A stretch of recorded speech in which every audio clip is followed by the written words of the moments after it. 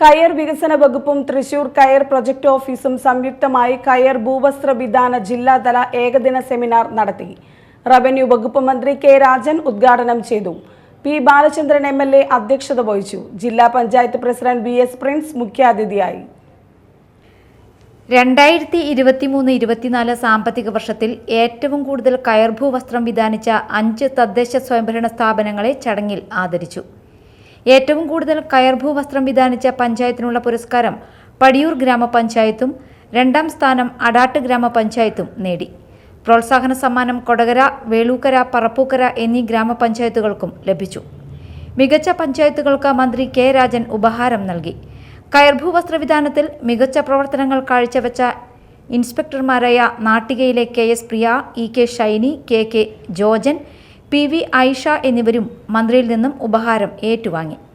തുടർന്ന് നടന്ന സെമിനാറിൽ Thiruvananthapuram national coir research and management institute scientist Sibi Joy, Alappuzha coir corporation sales manager Arun Ramachandran എന്നിവർ ടെക്നിക്കൽ ക്ലാസുകൾ നയിച്ചു. കയർ വികസന വകുപ്പും തദ്ദേശ സ്വയംഭരണ വകുപ്പും സംയുക്തമായി നടപ്പിലാക്കുന്ന കയർ വികസന പദ്ധതിയാണ് കയർ ഭൂവസ്ത്ര വിധാന പദ്ധതി. കുറഞ്ഞ ചെലവിൽ പരിസ്ഥിതി സൗഹാർദ്ദമായി പ്രകൃതിദത്ത നാരിലൂടെ നിർമ്മിക്കുന്ന കയർ ഭൂവസ്ത്രം ഉപയോഗിച്ച് കൃഷി, മണ്ണ്, ജലസംരക്ഷണം, റോഡ് നിർമ്മാണം എന്ന ആശയമാണ് ഈ പദ്ധതിയിലൂടെ വിഭാവനം ചെയ്യുന്നത്.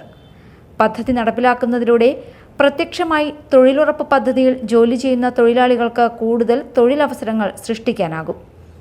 2024-25 സാമ്പത്തിക വർഷം തൃശൂർ ജില്ലയിൽ ഇതുവരെ 3,31,718.3 സ്ക്വയർ മീറ്റർ കയർ ഭൂവസ്ത്രം വിധാനിച്ചിട്ടുണ്ട്. ചടങ്ങിൽ Mathilakam block panchayat president CK Girija, ജില്ലാ വ്യവസായ കേന്ദ്രം general manager S Sheeba, Thrissur LSGD assistant director Durgadas, Thrissur ജില്ലാ കയർ project officer K Rajan, Thrissur project office assistant registrar VN Sajith Kumar എന്നിവർ സംസാരിച്ചു.